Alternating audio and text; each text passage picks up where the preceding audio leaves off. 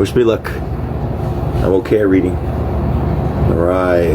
The Federation of the, they say West Indies, but we're going to say Caribbean Future Dominion. In Jamaica, workers on the sugar industry organized themselves from 1920 onwards, with Alexander Bastimeti as their leader. A revolt in 1938 was suppressed by the army. At the time, the political party of People's National Party, PNP, appeared under the impetus of the lawyers Norman Manley. The PNP is the most powerful political party of national unity, whilst Bastimeti, a demagogue, becomes dictatorial in his union, of which he is president for life. A new union is created, linked to the PNP. In 1954, Manley's party formed the majority of the country, and in the assembly, a purge within the party dissipated the left wing, which included some Marxists and especially trade unionists. What's up, Coco? Okay, here we go. Since then, Norman Manley, head of the government of Jamaica, has evolved towards reformism. This involves the development of the third trade union. The investige is superficial economic transformation with the help outside of the U.S. and inside of the national planters. But the PNP remains solid and the majority. Manley is one of the Caribbean politicians who thinks Caribbean. For him, a Caribbean nation has been born. The English Federation is only one step. Dominion status will be the second stage, making it possible to consider this is different. This is a word. Hold on, everybody.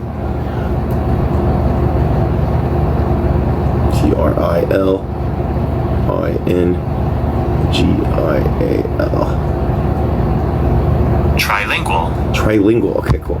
Trilingual confederation of all the Caribbean islands. Mainly maintains the majority of Jamaica because it expresses the national Caribbean consciousness.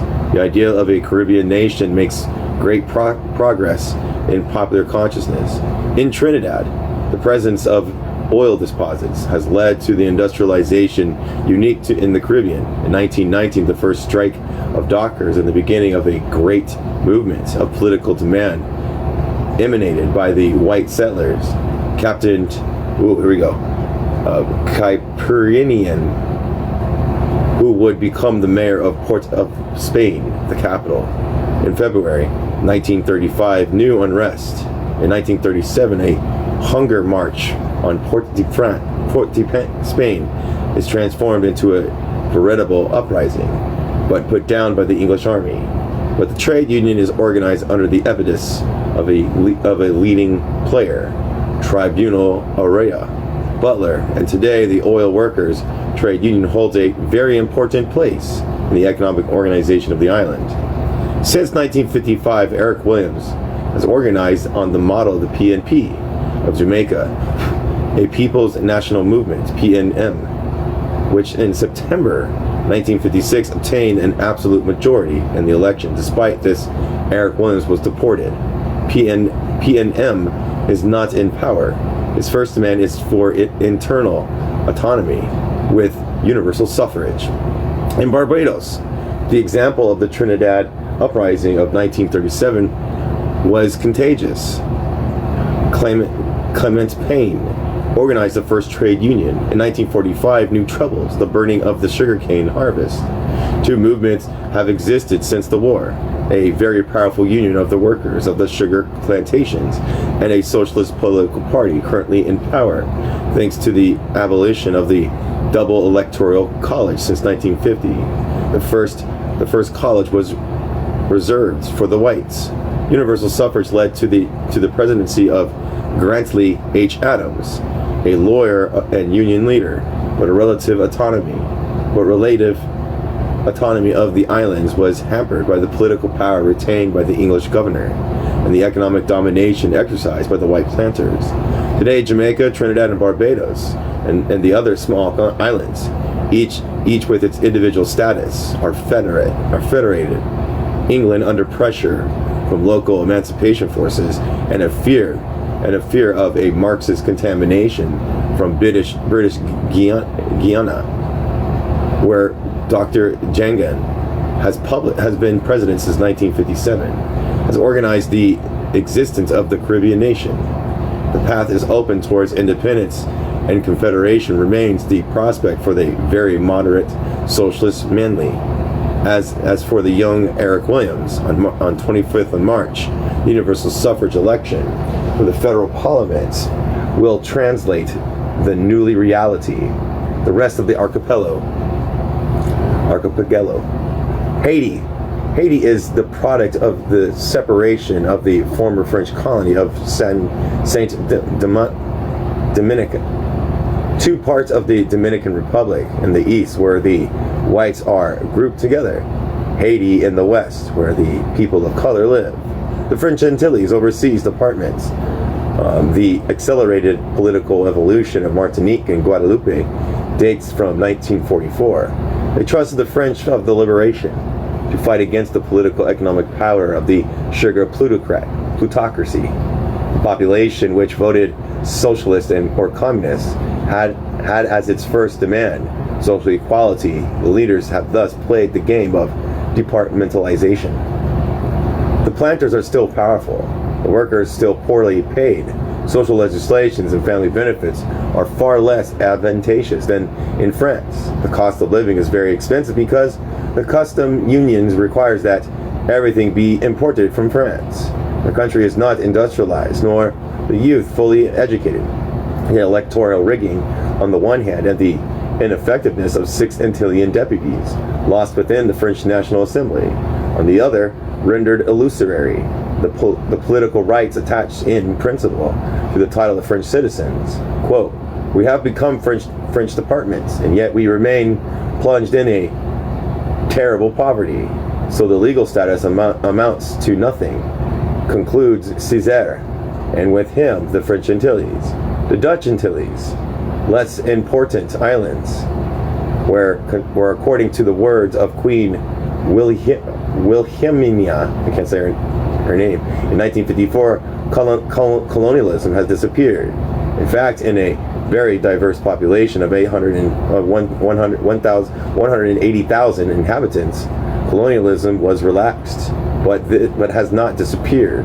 The island enjoys autonomy. Their parliament is elected by universal suffrage, but they remain the property of the crown. The governor of the kingdom appointed magistrates and administrators towards a Caribbean confederation. This is the outline of a current political evolution of the Caribbean on the road of independence. A Caribbean national consciousness has been born. Here and there crunches occur in the old structures, but the complete and generalized revolution does not seem possible and necessary in the immediate future. In this situation, political leaders consider it wiser that each people begin to gain independence within the framework of its situation, so that the federation of all the Caribbean is not a rapid, artificial, and fragile construction, but a confederation of mature states, determined to help each other and to defend each other's freedom. All right, here's a poem by Jacquin Romain, Haitian poet, who died in 1944.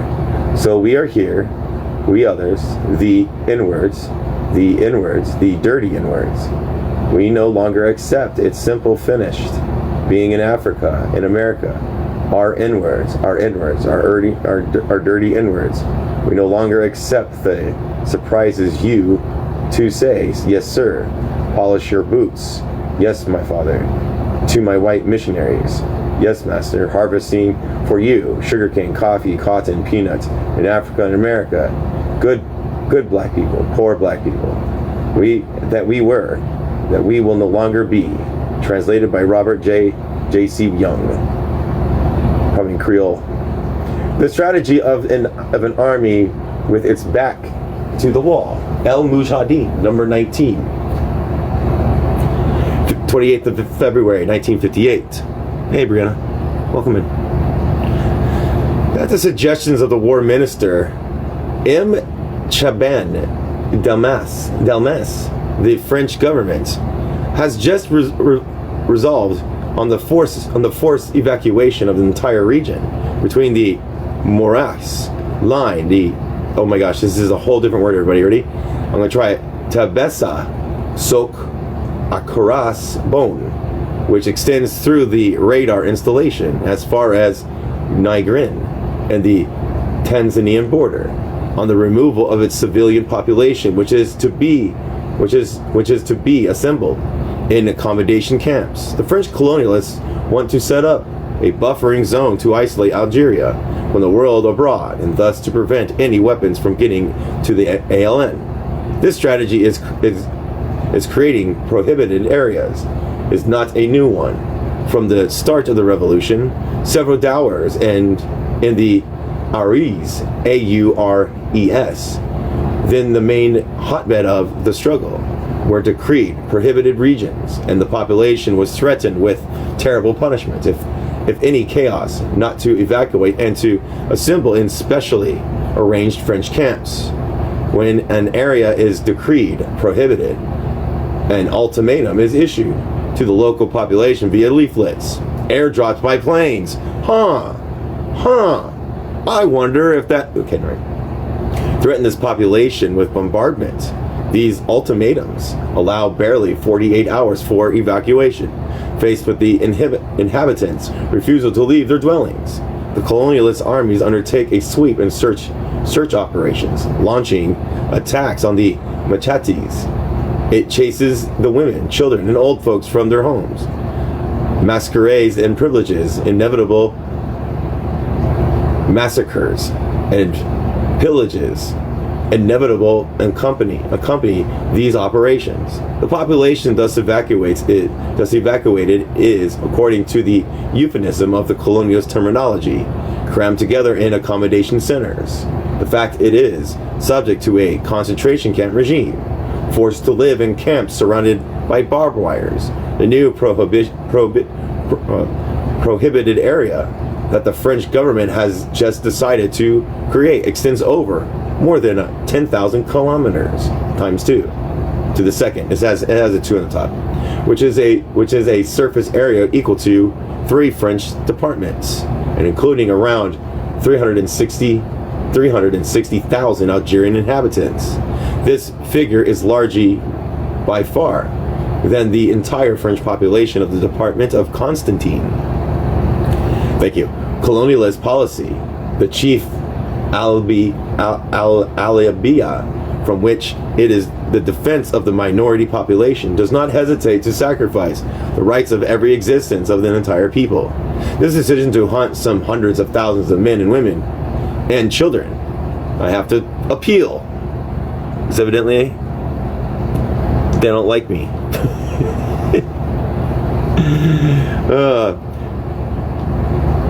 Children from their homes underscores the particularly barbaric nature of the war France is waging on the Algerian population, which such measures of French government is violating the rules of war itself and all the Geneva Convention, notably that of 12 August 1949, to which France is nonetheless a signatory.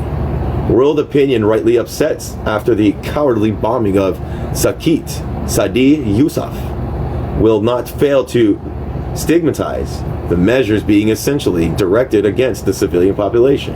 But what exactly are the other governments waiting for before calling upon France to respect international conventions? The decision to create a depopulated buffer zone between Algeria and Tanzania is moreover telling of French leaders' intentions. Faced with an developing Algerian revolution and the continual strengthening of the ALN, which has inflicted heavy defeats on colonialist troops, with which New Day faced with the growing sympathy flooding to the Algerian cause throughout the entire world. The French colonialists, rather than face up to the facts, are preserving in their senseless fallacies and are literally losing their mind. All the means devised to isolate Algeria include coastal line surveillance, a border closure have proven vain. The famous electrified line, which M. Morais claimed was impassable, do not stand up to the ingenuity of our mujahideen. ALN units across the barbed wire whenever or wherever they please. Better journalists and foreign observers have crossed it with ease. Of course, I didn't get approved. Yay, me not getting approved. Guess reading a book is bad. Giving evidence to the world of the ALN's power and to control over the national territories. The most stinging refutation of M. Locosti saber rattles occurred when International Red Cross delegates visited French soldiers helped prisoners up by the FLN for reasons of political and military prestige. Not only did French leaders not want to facilitate this visit, but they thought they would be able to prevent it. The ALN's success here hit the Algiers General Staff hard. The General Staff demanded greater efforts, new measures. At one point, some French officials asked for the establishment of a joint Franco-Tanzanian border force to act as a barrier between both countries. But such a viewpoint did not take long to shatter it. Then, out of desperation, the French government decided to prohibit an entire area of eastern Algeria of 50 kilometers, and within the forcibly evacuated all its inhabitants. The French authorities intend to submit this region to intense, continuous bombing. They are prepared to apply the scorched earth method there, thus recalling the sinister memories of Banglade in his methods. Someone whose worthy successor, M. Locosti, recently flattered himself with being. The serious measures that French leaders have just taken is clearly part of a plan of total war against the Algerian nation. During a press conference, the war minister, M. Chaban Dalmas, was led to declare, quote, "The government's directives, which I shall impart to General Salam during my trip to Algiers, endeavor to respond to the imperative to give our forces freedom of action without which they could deem they were diminished in their efficacy. Hence the colonialist armies hidden behind the border buffer zone, shattered by the ring of fire surrounding Algeria. The colonialist army will have total freedom to intensify the war against the civilian population and pursue its policy of genocide." One of the official justifications for the creation of a new prohibited zone is the French government's purported desire to prevent conflict, to prevent the cause of incidents on the Tanzania border. That is the mere pretext, since it can be ill seen by the civilian population whose evacuation is planned for could provoke border incidents. It is not rather that the sole cause of border incidents resides in the war itself and its intensification. Suez and Soweit obviously prove that the failures suffered in Algeria itself, owing to the ALN, are pushing France to engage in adventures outside Algeria. So long as the blaze is raging in Algeria itself, it will not be possible to prevent the flame from spreading to neighboring countries and to all friendly countries. Now, on the military level, if the General Staff believes that it is able to procure some sort of advantage from the evacuation of the region's inhabitants, its mistake will appear before long.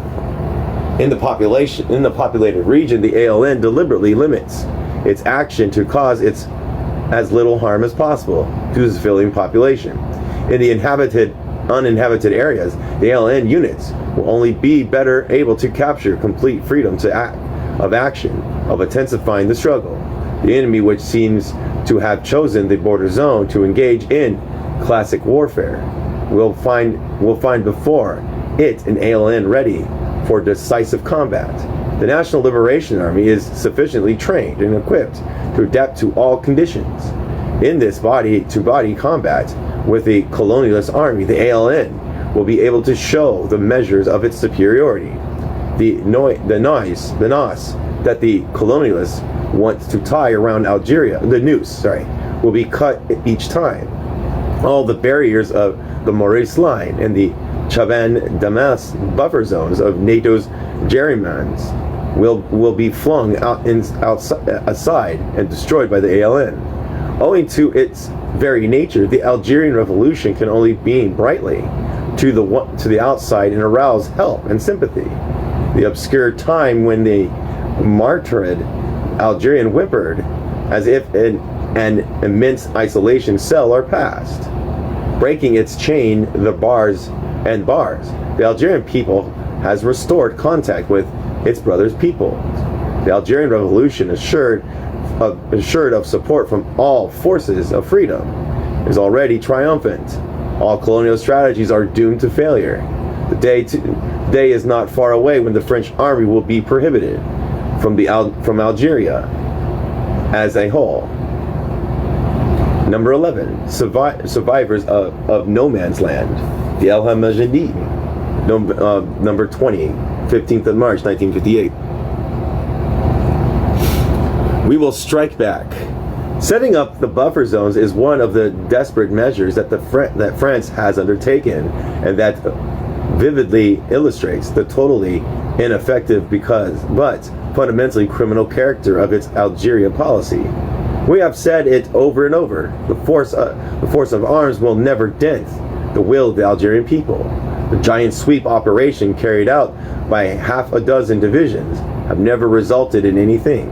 The buffer zones has not been created to surprise the Algerian combatants. It is not the first time that the ALN has been confronted with such a situation. So-called prohibited zones cover a large area of the national territory. They exist in West Oran province, in South Algerias, and Calabali, in the North Constantinosis. Sorry. Not one of 6 wilayah in Algeria is without its own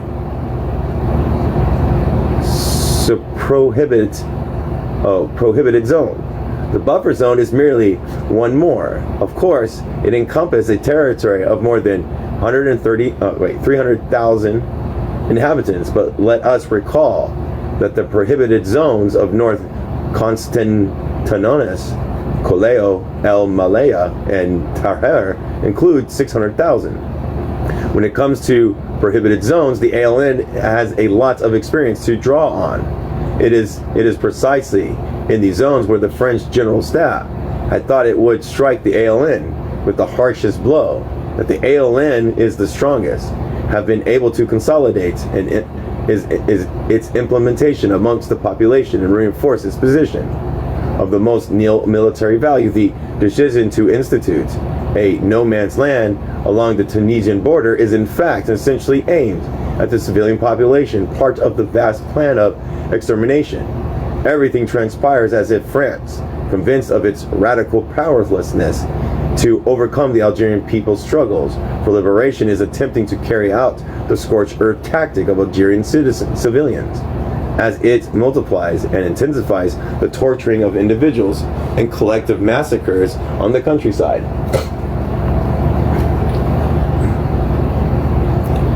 The testimonies duly verify, collected from the mouths of survivors, such as those who were camped in Kamendai, not far from Kasserine, are anonymous from this point of view.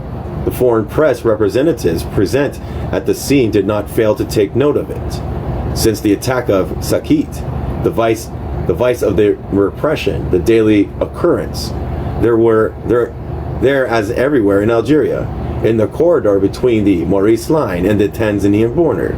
This has translated into a sudden mass arrival of French troops in the Dowers and the Machettes, accompanied by unprecedented violence and atrocities. Rare are the inhabitants who are alerted in advance by the local SAA officers that their region has marked for inclusion in the prohibited zone. Instead, the French army announces to the population that they must move to the beautiful houses, especially set up for them, houses that are simple relocation camps established near the military post of the Morsin line and built for women and children, forcible evacuated by the army after massacring and pillaging the machetes, which it surrounds with awe-inspiring forces at dawn. Such operations, which succeed each other without interruptions, are the occasions for spreading an unprecedented barbarism. The enemy high command has given precise orders, and they alone had explained the size of the forces engaged and the systematic character of this immense attempt at genocide, prompting the most tragic exodus of border population into the Tunisia since the start of the war. Armed to the teeth, equipped with daggers and cutlasses, the French soldiers break into the dwellings, torture, slit throats, mutilate, pillage, and rape preside over their actions. The fellows emerge. Provisions are destroyed and the livestock taken. The houses of shacks set ablaze. Women, regardless of age, are raped in front of their children.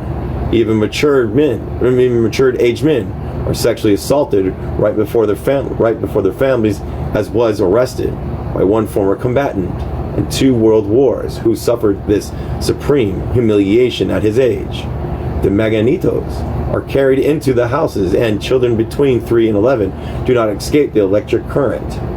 The men are led away like beasts to have their throats slit in front of their loved ones. Babies are torn from their mothers' arms and thrown under tanks, whilst children beset with panic and attempting to escape are mowed down by bursts of machine gun fire.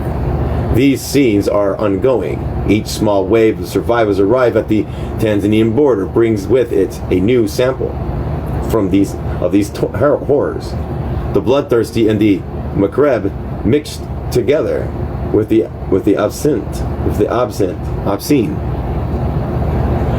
With each passing day, with each passing night, the inhabitants of no man's land find themselves engulfed in an infernal nightmare in which France plays the role of a monstrous executioner. These monstrous acts show the extent to which France has resolved to pursue and intensify its genocidal undertaking, the extent to which the French army has been trained for this job in which it seems to have found its vocation. The Algerian people is decided to meet these acts vigorously. It will never resign itself to these mutilations, to these honed techniques of humiliation, to these vast massacres. It will never accept to having Algerian women dragged through the mud by the rabble of French soldiers, and to have defenseless Algerian children hand over to the caprice of torturers, the caprice of torturers. The Algerian people has taken up arms essentially to regain its dignity by its behavior in the war. France wants to convince these people of its disgrace, of its radical weaknesses. It wants to subdue it and domesticate it. France is misled. Confronting with generalized terror, the Algerian people will not kowtow. France ought to know that 4 years of effective and implacable struggles have given the Algerian people an irreversible awareness and its strength, and it is resolute about striking back. It is attested that France systematically flouts the rules of war when grappling with colonized people. Disarmed civilian populations have always been easy pickings for its army, whether in Indochina, Madagascar, or Africa. In 1958, things are as they were in 1930. This is because France does not recognize the Algerian human status, because it has always treated Algerians as an inferior race, because it has taught this obviously racist notion in its schools. French soldiers and French government maintain that you can lightheartedly sacrifice the rules of war and employ the vilest and most degrading method against the Algerian people in a total freedom. However,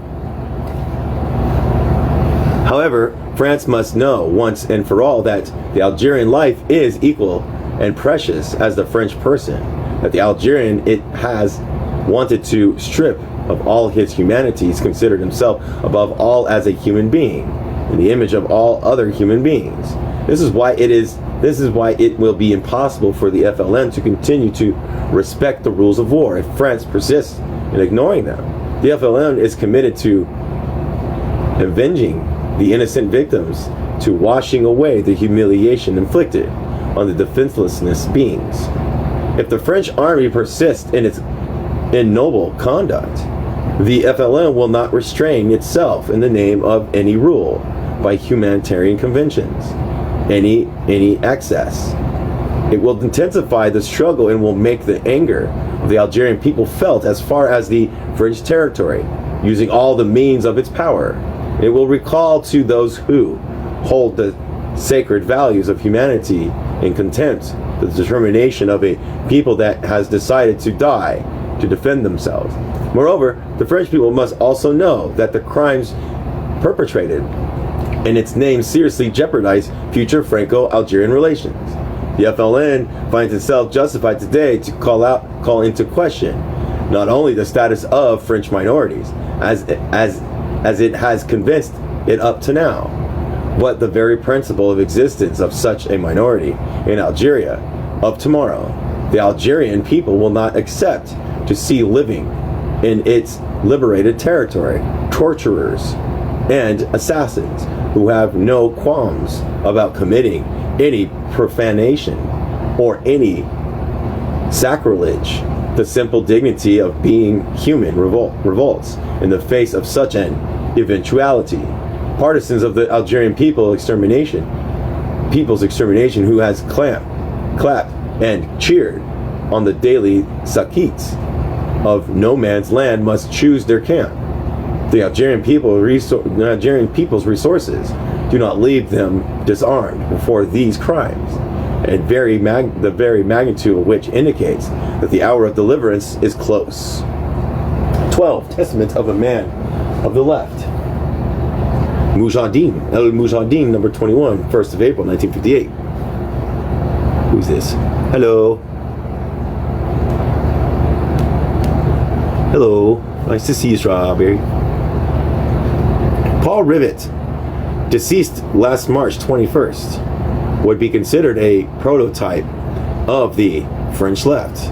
After having been a founder of Some French Words, he became the first elected officials of the Front Populaire in 1935, a friend of President Ho Chi Minh. During the Vietnam War, he had a clear-sighted attitude and worked hard at re-establishing peace.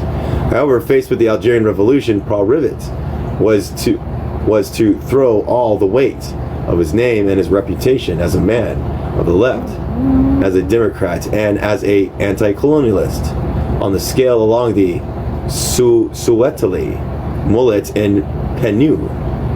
At the request of this letter, he went in 1959 to 56, to all the South American republics, and then to the corridors of the UN to plead in favor of the French government's cause, that is to say, that colonial war and massacre christened pacification. In his last interview with Gilles Martinet, conducted as and was posthumously published in France Overture on 27th March, Paul Rivet expresses his disillusionment, could not hide the sense of shame that his role in the service of Mollet and Panu had left him with, quote, in their name. He said, quote, I promised to the South American governments that were never, and I saw it too late, meant to be kept. I've hooked delegates in the corridors of the UN like prostitutes accosted clients on the street. What this highlights is the degree of degradation to which the French policy has reduced the elite of this country. Was Paul Rivet, who was disappointed and even disgusted at his actions. Then he proved his colopi, I can't say the word, and tried to make up for his errors. Alas, no. Why did he not join the party of those who vigorously denounced colonialist policy?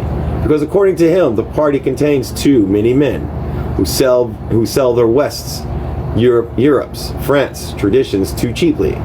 We must be proud of what Europe has brought the world, of what white men has done for culture and for civilization. And he added, quote, I've never been able to accept that people show so much eagerness to approve any old unintelligence whatsoever, simply as a person who proffers it is wearing a burnous or his head is covered with a turban. Chauvinism and racism. This is the spiritual heritage that Paul Rivet is leaving behind, a man of the left, if there ever was one. Some explain the retrograde position of these men of the left in France through a so-called ignorance of the colonial problem by the difficulties encountered in practical action. Paul Rivet's testament, and in this case, is of interest to us because it is typical, manifestly shows that the left ideology itself is in question, because they are left and anti-fascist at home. The French consider that they are entitled to lead other people to give lessons in democracy, even by dint of bombs. This ideology, however, different from the ideology of the ultras, aim no less at dominating and suffocating our nation. It thus calls on our part for more vigilance and severity. 13. Ultra-colonialism, rationale, El-Mujahideen, number 24, May 1958.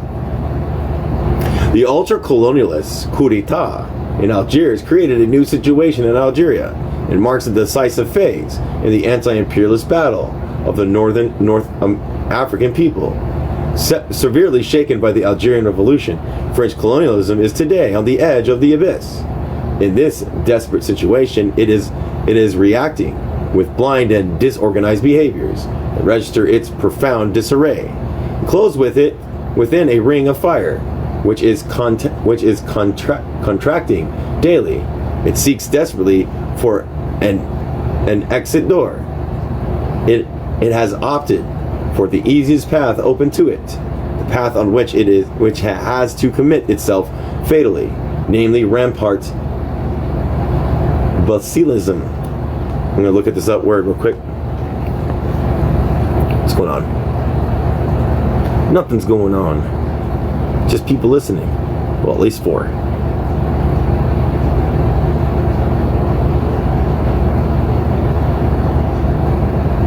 Here we go. Is it LL? Oh, it's just an ideology inclination that advocates for warlike policies and views are in conflict and beneficials and purified for nations. Okay. Military puches and fascist adventure in France. It is not true that 13th May 1958 marked the end of the policy of abandonment and expresses the irreversible jolt of colonialism as it pulls itself together, whether M. Soletali likes it or not. The truth is that at this date, the colonial regime entered into its last phase, characterized by the final throes of agony. This fever, which reigns in the fora of public places in Algeria, this collective delirium, which has taken hold of the clamorous populace of the large towns, these spasms which shake the generals who are suddenly discovering a vocation as prophets. None of that should mislead us. These are signs heralding the end.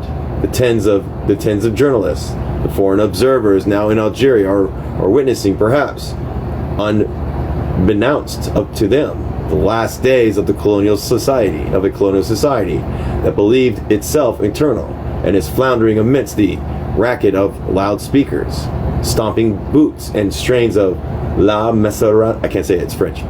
French colonialism will not be revived.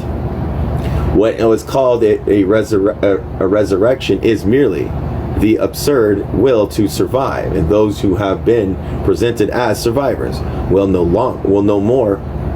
be no more than a faithful gravedigger of the order that they will have only served all too well.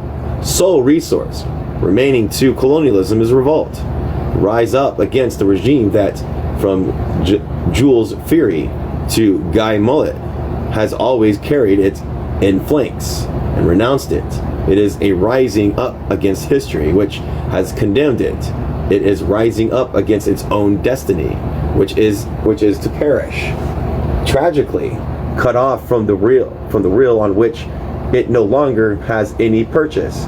It has taken refuge in the mystical cult of outmoded myths and in the auto-suggestions of delirious crowds. Algeria has stopped belonging to it.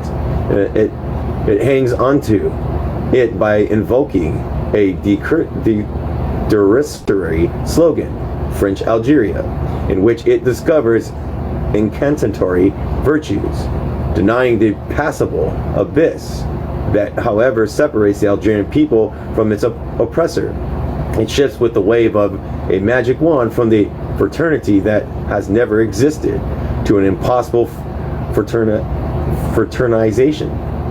The rioters of 13th May wanted to blot out reality by waving it aside to resolve their contradiction with a blink of an eye, to give body to their lost dreams by taking power in Algiers and proclaiming the army's resolve.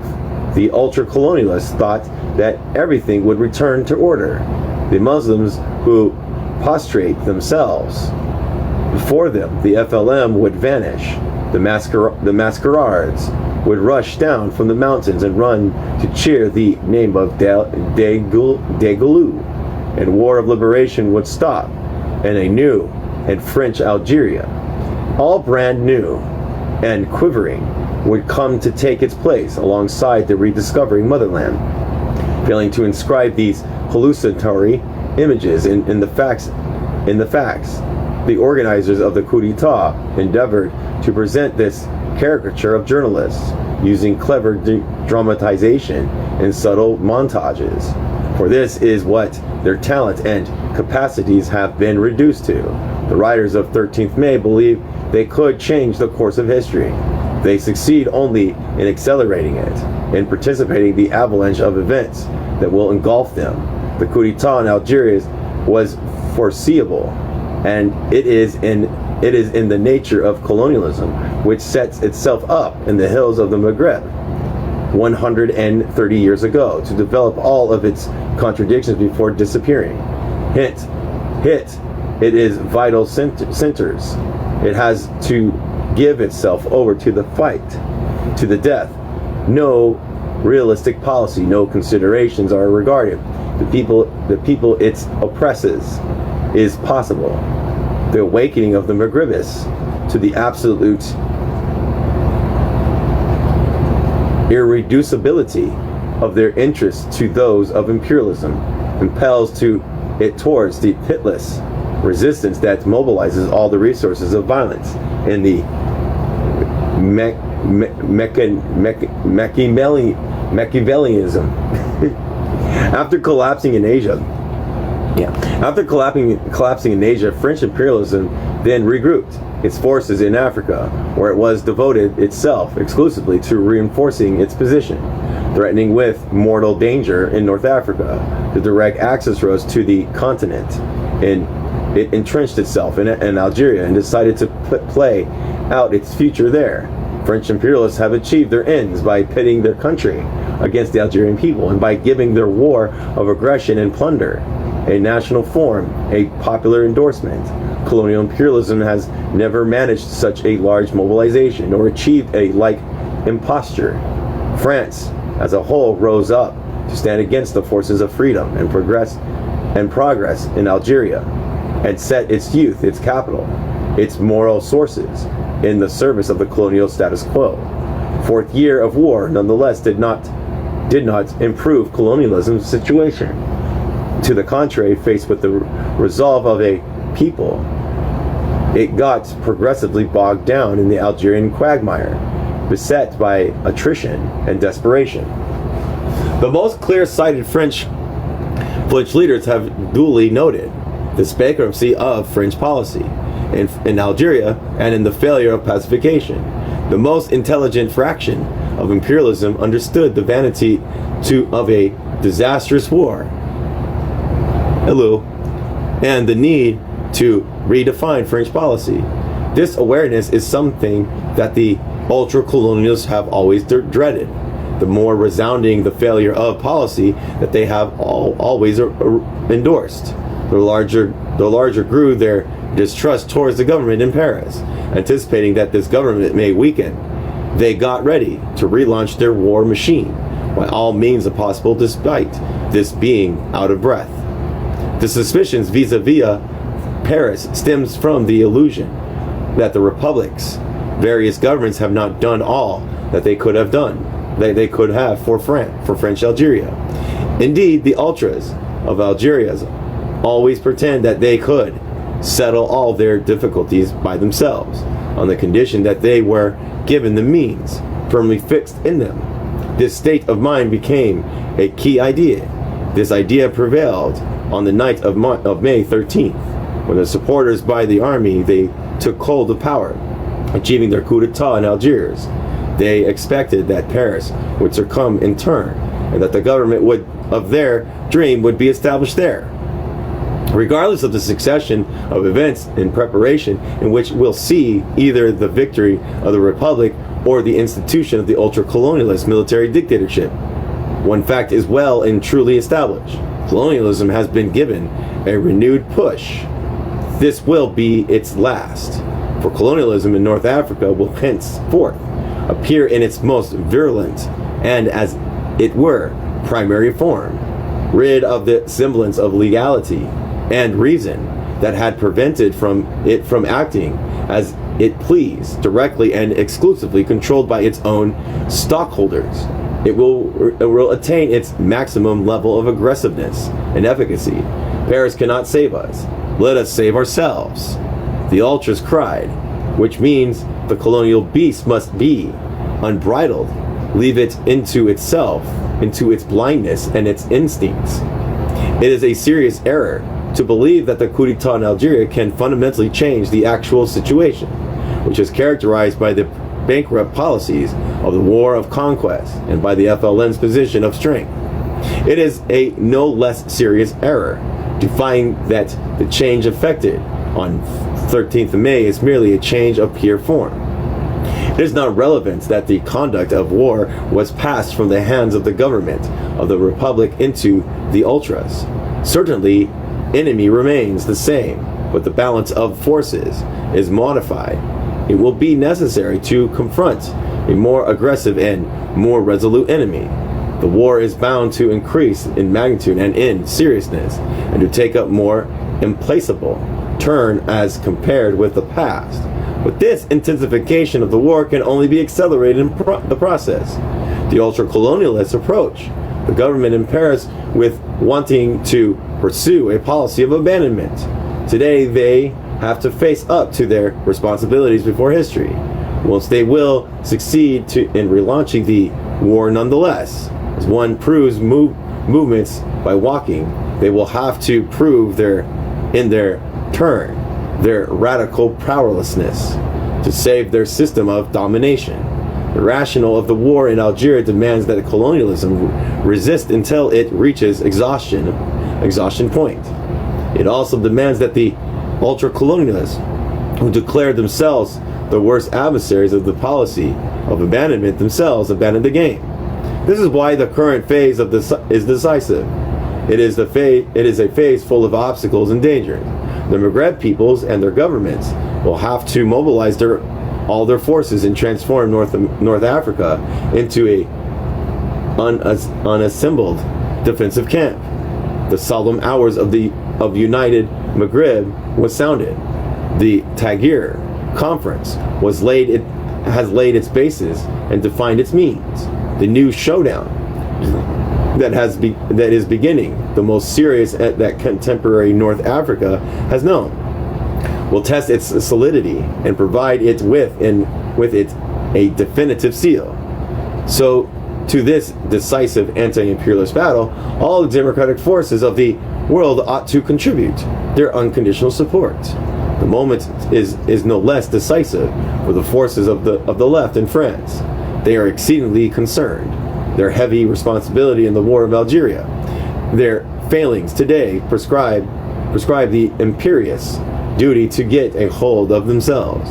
We have been plenty approached with condemning colonialist France and democratic France as a bloc. We have been taxed with reverse chauvinism and have had doubt cast on the democratic essence of our revolution. Concerning to stick closely to relative reality, we have refused to be taken in by a mirage of theories. The distinction between colonialism and the French people is a theoretical given. We have been compelled to note that, objectively speaking, it is a mere virtuality without practical effect. Today, a decline in colonialism reveals its true face. On 13th May, it turned against the Republic and disclosed to French opinion its anti-democratic and fascist nature.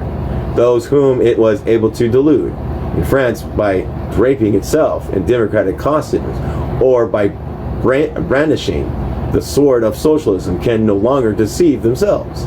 We are thus arriving at the turn where the relations between Algerian revolution and the French left can be established on unambiguous foundation. Fascism and colonialism are intrinsically linked. Algerian revolution and French democracy ought to rediscover their natural ties. At the moment when freedom are threatened in France, when fascism is at the door of the Republic, the French fight for peace in Algeria ought to be reasserted and a resolute commitment made to the revolutionary path. M. Pelfilmelin, who claims to defend Republican institutions, all the whilst advocating all-out war, plays into the hands of fascism and contributes to pulling down the Republic. For more than ever, the following truth imposes truth itself. The route that democracy in France necessarily takes is that of peace and independence in Algeria. All further failing on the part of the left this time will provide the definitive proof that in France one is no longer even able to defend one's own freedom, and that this country is ripe for tyranny and fascism. Interesting. Sounds like a lot like United States. Sounds very parallel to United States. The analysts of 1954 Algerian crisis and French imperialism share your perspective. 14. The Western world and the fascist experience in France. El Mujahideen, number 25, 13th June 1958. General de Gaulle's arrival in power in the direct consequence of the war in Algeria. For 4 years now, the French parties and government have given the right, the French militarism, time to regroup and organize themselves. The complicity of the Social Democrats and the Demo-Christians with fascism today is still manifest and decisive. The Socialist Party, by not wanting to understand that the Algerian people's peace and independence, the abolition of its oppression, would have strengthened its own authority and considerably weakened the colonialist anti-democratic elements in France, now finds itself at the general president's mercy. Having adopted an attitude of benevolent criticism towards the French bourgeoisie in power, Western nations today cling on nascent fascism. The United States, England, Italy, which only yesterday stated that they were worried about the events in Algeria, are abandoning all their reticence and rushing headlong into the swearing-in ceremony of fascism. The official political circles of these countries make no attempt to conceal their sympathy for General de Gaulle's direct methods and stands impressed by a pure and simple interrogation in which the fundamental claim of the Algerian people will miraculously attenuate. The interest of this new attitude is that it arises from the already old plan, namely the Stoleta plan. Long ago, international bodies rejected this integrationist wildness as null and void and utopian. As a function of this inadequacy and of the Algerian national claim, the French government put towards the famous reform Act de Gaulle, I can't say his name, Gaulle, seeks to escape realities, has taken a backward leap, and is rehashing the myth of interrogation, chiming in perfectly France's enraged allies. Nope. Their apparent severity towards the colonial war in Algeria, and are discovering the unexpected virtues of interrogation. Attempts have been made to interpret this about turn of Western nations. It has been said that these nations feared General de Gaulle's bad temper and were asking to avoid France possibly withdrawing from the Atlantic system. Official correspondence of the most important American and English newspapers did not stop reiterating that France must be supported in its Algerian difficulties. To believe the Atlantic solidarity is the sole explanation for this about turn is a mistake. In actual fact, Western nations are witnessing with terror the birth of a new Afro-Asian states. The concessions that underdeveloped countries have granted to foreign capitalists are being increasingly questioned. Times when the end of political oppression meant the start of an economic oppression overall.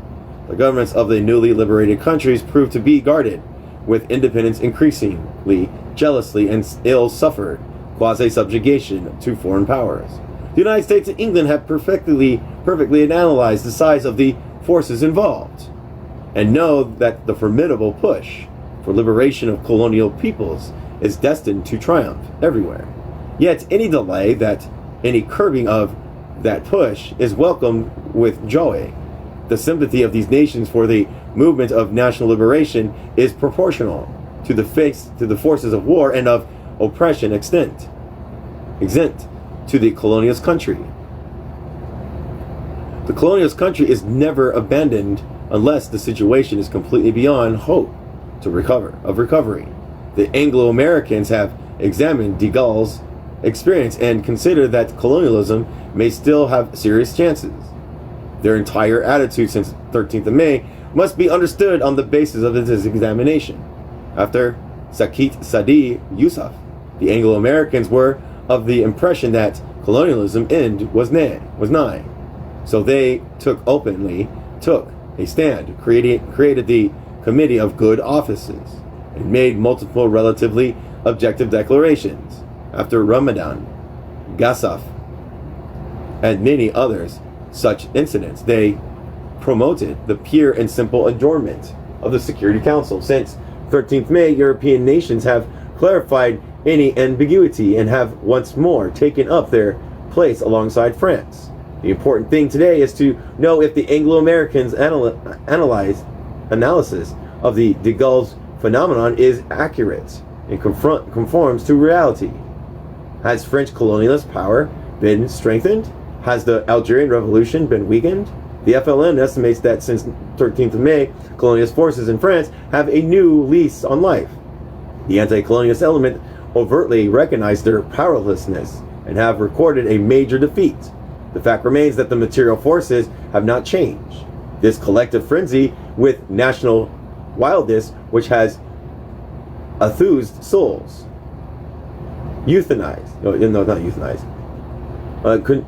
contributes no new concrete note. Everything is based on magic, on latrine possession, and on fantasy. Mr.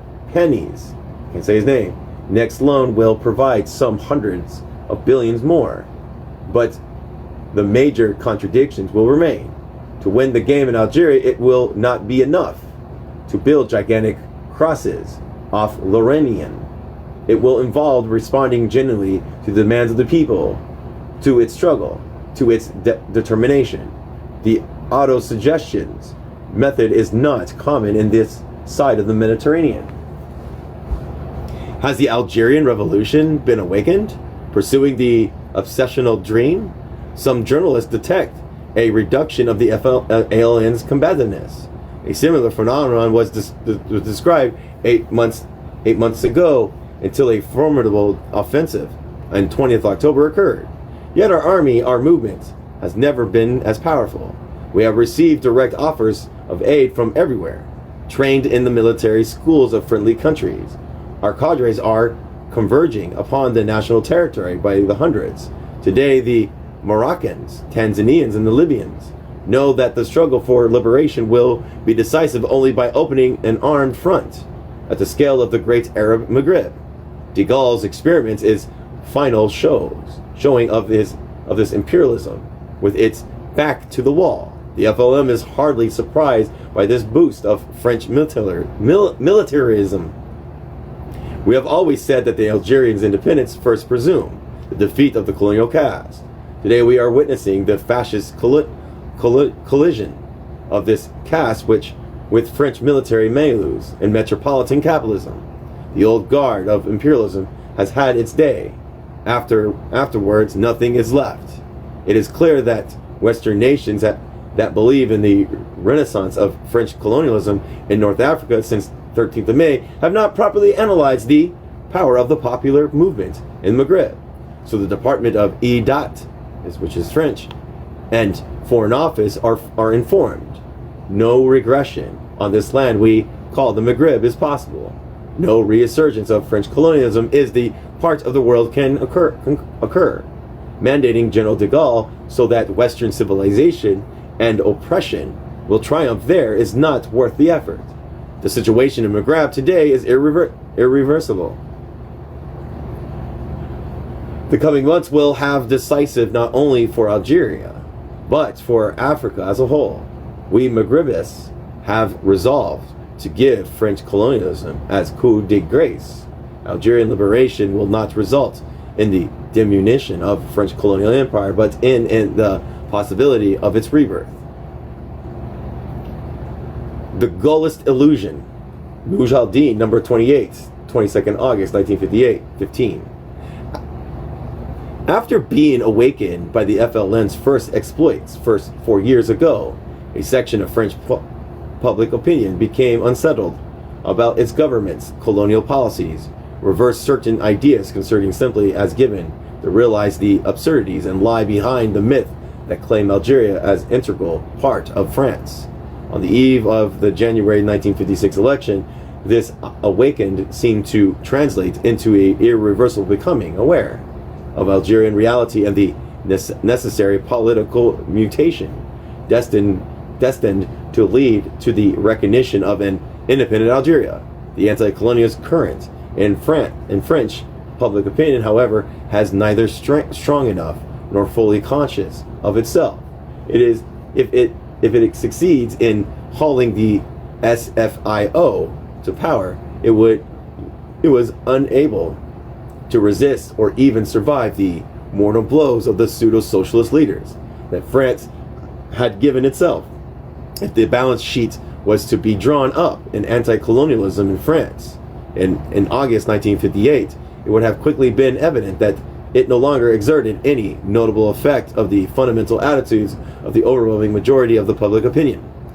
Gaullism arrived to finish off the Moletist job. Bogged down in the swamp of social democracy, anti-colonialist consciousness had become so obscure that it completely abandoned its own convictions. This anti-colonialist consciousness has no compunction today about drinking from the murky waters of decadent supernationalism and leading an indulgent heir to the retrograde idea of imperial grandeur. During the Republican demonstration that took place at Place de la Nation, Paris, to protest the overthrow of 13th of May, we saw the University Melu brandish a banner bearing this slogan. There can be no better illustration of the emollient anti-colonialism to which the French left is reduced. The absence of French opinion. taking a little small break.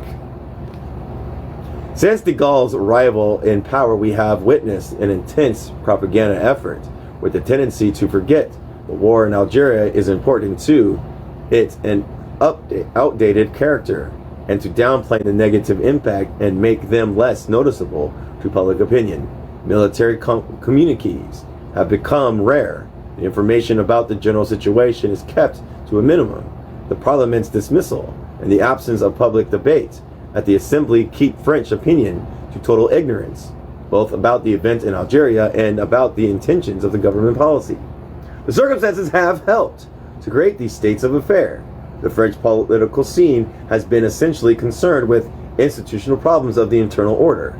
Algeria has given way to controversies and struggle between de Gaulle's supporters and those who've remained faithful to the Republican spirit. Forgetting the war that has directly endangered them, opinion has forced its attention on the crisis of the regime and the de Gaulle's phenomenon.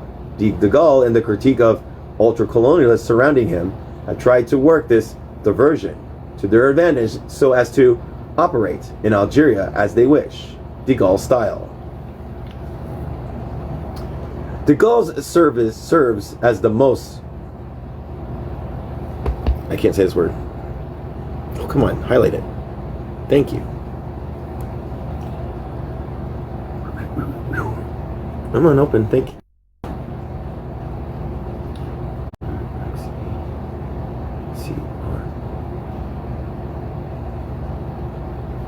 Come on. Execrable instruments and the most obstinate, the most bestial colonialist reaction to the death-struck colonialism, grasping for breath and doomed to a rapid and definite retreat. He brings the mystique, a style of cautionary tale, the ideological renovation, shut within the monstrous egocentrism, embedded with a fully confident patriotism. De Gaulle denies problems that are laid bare in their objective reality, refusing to take leave of himself. He pretends to overcome the most unsufferable obstacles and iron out the most rebellious difficulties by dialoguing with himself and in his solitude, decreeing unilaterally and absurd solutions. The Algerian problem ceases to be the expression of a conflict between France and the Algerian people. It remains an essentially French differend, which de Gaulle, the living embodiment of France, can overcome through his own efforts. The raging war of revolution for which Algerians are dying every day is reduced to accidents with neither impact or real meaning, the responsibility of which falls on the inadequacy of the system, but which internal France will know how to overcome, and it is already has so many other trials. De Gaulle proceeds as if the Algerian people had not arisen up weapons at the ready to destroy the colonial regime, as if the war of national liberation was a mere revolt, conforming to no objective reality, as if France had not mobilized all its material, human, and moral resources to maintain its domination, as if the world opinion was uninformed about the serious events underway in North Africa for 4 years and that threatens to disturb international peace. This persistent denying of evidence is the most piercing expression of the powerlessness to which the French colonial system is reduced, unable to free itself of its contradictions, to devise a line of conduct, to comprehend the problems that surpasses it in all sides. The sample of integration policy.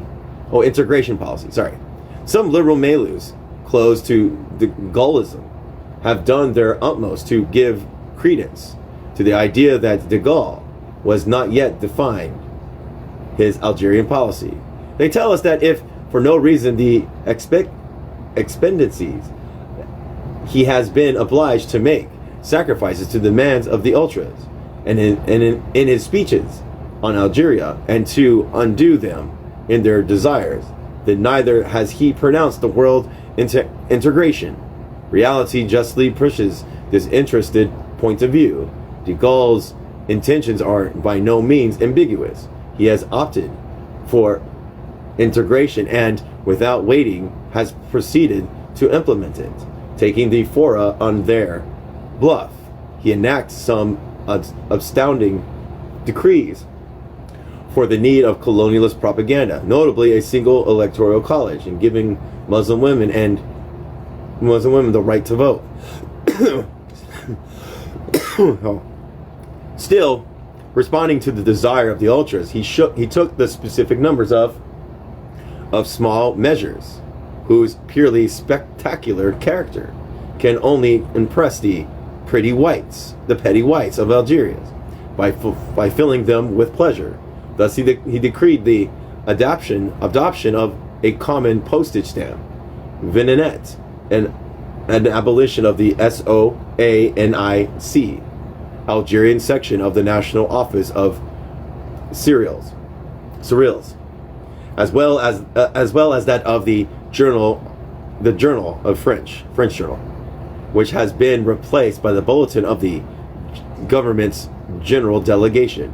Awaiting the further abolition of the Bank of Algeria, de Gaulle has already decided that French currency was circulated in Algerian territory.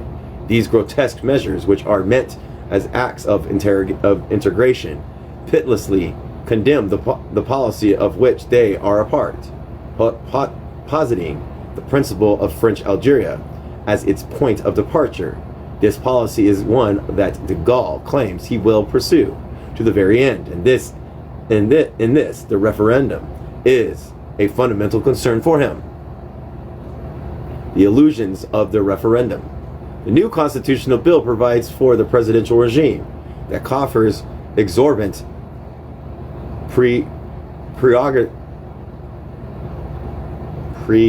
retrogradative hold on, I gotta look at this word. Come on, don't do there. I gotta see the whole word. I'm starting to get burned out a little bit.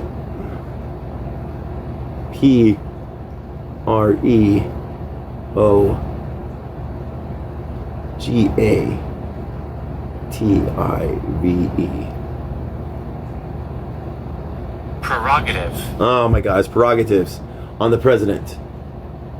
On the colonial level, it remains essentially conservative and does not deviate an inch from already trodden paths. The only choice that it leaves to the overseas territories is either to become departments or else members of the federation whose competency would extend from the foreign policy to higher education, including differences, the economy, etc. These dispositions are unlikely to satisfy the current territories, that is to say, Black Africa and Madagascar. These countries, which today demand immediate independence, cannot be satisfied with an empty autonomy operating under the auspices of some sort of federation. As for Algeria, de Gaulle claims to have reserved a place of choice for it. This place is now known.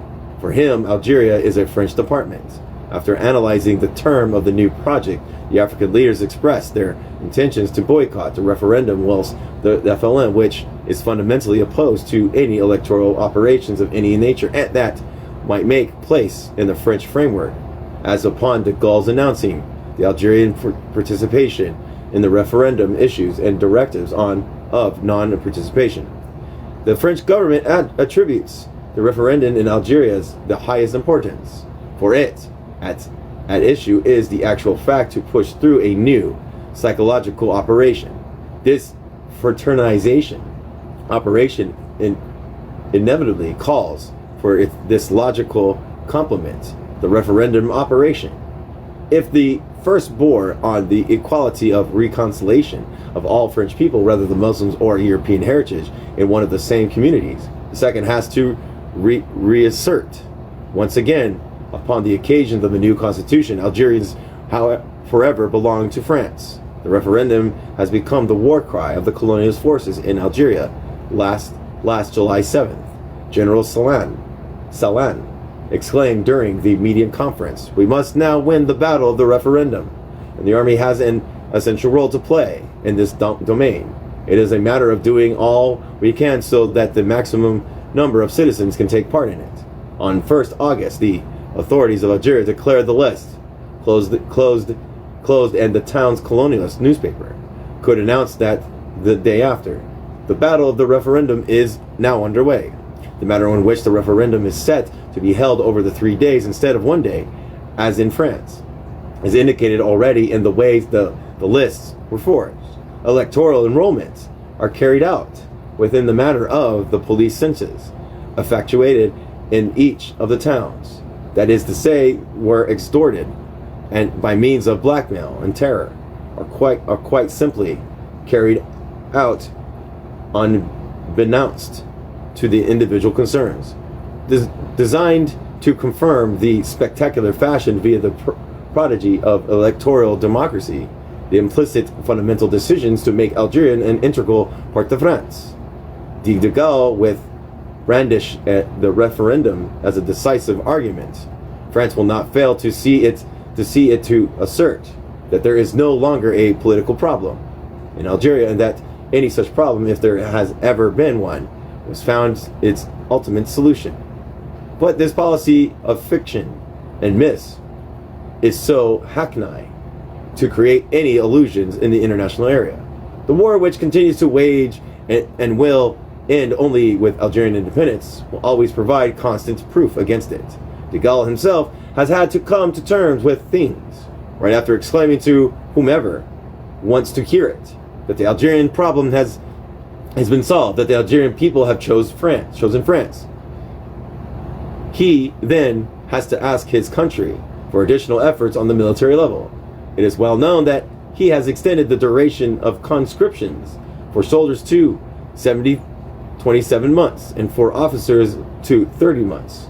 Apart from 100,000 men that General Salan asked for, the troops evacuate from Tanzania and from Morocco must also be counted, as well as the 1,000 officers who, recall, just had been decided. Ugh. I'm reading a lot. Like, what did I start with? I'm at like 607 already. Jesus Christ. I think I read fast or too fast. I don't know. France in the de Gaulle era. Hopefully this will be the last section. The major weakness of de Gaulle's policy resides in the fundamental lack of realism. De Gaulle is by no means innovating in Algeria. He is satisfied with following the footsteps of the ultras. Now, to want to build a whole policy of their wild demands that means rejecting any form of lucidity and setting out on the path of irresponsibility and desire. France, at the time of de Gaulle, is a France that, despite all appearances, is lamentable, stamping about in an impasse. The miracles alone which will be able to free it, and not for nothing has the notion of miracle become the cliche of the dying colonialism that is irremediably floundering in superstitions and obscurantism, prey to a incurable rage. The colonialist beast persists with a path of devastation and crimes. The FLM mission is to rid the North Africa of this scourge. It is urgent that the brother peoples of the Maghreb and their government actively participates in this historical task, so as to disenable the colonialist beast, even if it decks itself out in the uniform of the man of 18th June, as soon as possible. All right, let's see here. Okay. Cavalry of the People, El Mujahideen, number 30, 1st November 1958. To understand and appreciate as we ought to the criminal file of French colonialism in Algeria since the start of the war, we must always bear in mind the philosophy of colonialism.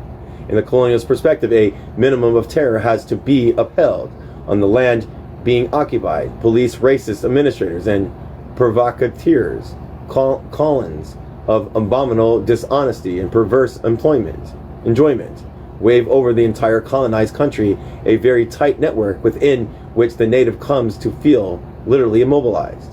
Now, despite this territory, despite the unending intimidation, it transpires on the occasion that the liberating upsurge creates an eruption on a massive scale. The colonialist forces then react and conflict blows on the colonized people designed to be decisive. The 40,000 dead in Shaif and 90,000 dead in Madagascar attest to the deliberately staggering dimensions of the method. As a rule, such catacombs momentarily break the liberating surge of the oppressed people. Let's see how far this is, because it's another one. Okay. Faced with the revolution since 1950, the more precisely and more precisely since the War of Indochina, a new strategy was born in colonial countries. Indeed, today the people who spark off the liberation movement know that the decline of colonialism will not happen in the space of a few weeks. Those who take the leadership of the combat know that in order to be effective, the harshest blows will develop over time. Following on from the surprise attacks and revolts is the policy of long-term combat, set in the twofold perspective, political and military. The movement of anger has become and will for independence, and the anarchic insurrection have been transformed into revolutionary war.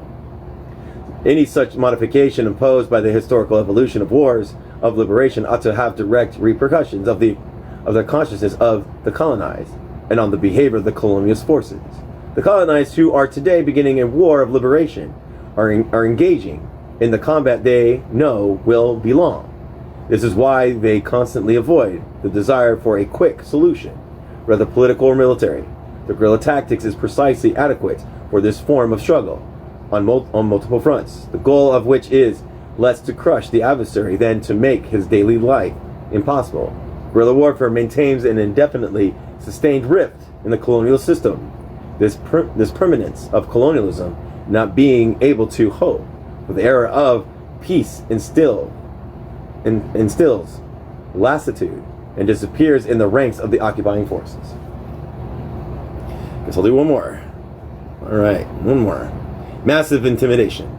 If the colonized have managed to master their impatience and impress the necessity of time and their immediate thirst for freedom, the colonialists, as from them and before lassitude set in, would react with a succession of massacres.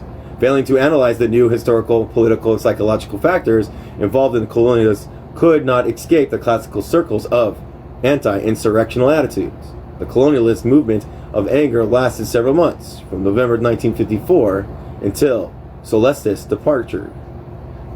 During this 14-month period, the French forces applied the method of direct and massive intimidation, intensely warmongering declarations, and spectacular massacres designed to be admonitory. In Rivet, Fontaine, the Constantine. Through these methods, French colonialism intended to isolate the rebellious core by terrorizing the rest of the country in different fashion. Despite these small piles of massacres, the persistence of the liberation movement and the guerrilla operations will perturbed defenders of the colonialist regime. The Algerian people's struggle is beginning to be identified in its structure and in its dynamism.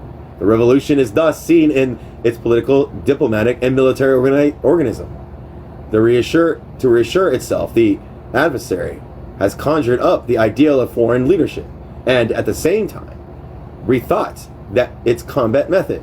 Repression first entrusted to the police of the Algerian service from this period, and on got handed over to the Army Specialized Organization and the Special Branch of M. Guy Mullet's government began its anti-Nasser campaign and sought evidence of Egyptian invention in Algeria. Torture of special services. Next came the period of individual tortures and specialized interrogations, and also outside the towns of the onset of collective repression. Indeed, colonialist forces adopted the habit of shooting some number of Algerian civilians at each ALN demonstration. The hope was thus to get the people to associate the ALN's activity presence with the repression to which it is subject. Collective responsibility is above all the delimitation of the responsibility, guilt, and inhibition amongst the combatants, and the lassitude and desire to exonerate oneself, and thus to design the truly responsible parties within the collectivity. Such are the objectivities of enemy forces. At this point, during the whole of 1956, colonialist forces pursued their objective, terrorized the country, and isolated the National Liberation Front. And we'll stop there, where it says collective repression and legal criminals. I've read a lot.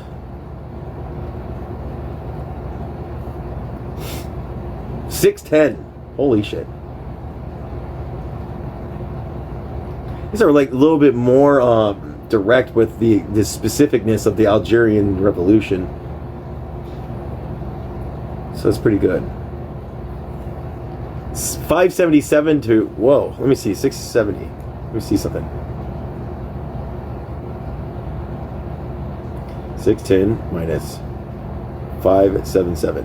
33 pages, not bad. 610. 610. I'm enjoying these. I kind of got tired of saying colonialism over and over again. Colonialism. It's kind of like reading like Mao's his dialectical process on contradictions. It's like contradictions every other word. Anyways, I appreciate everybody. Thank you for being here, and if you lasted this long, I appreciate you.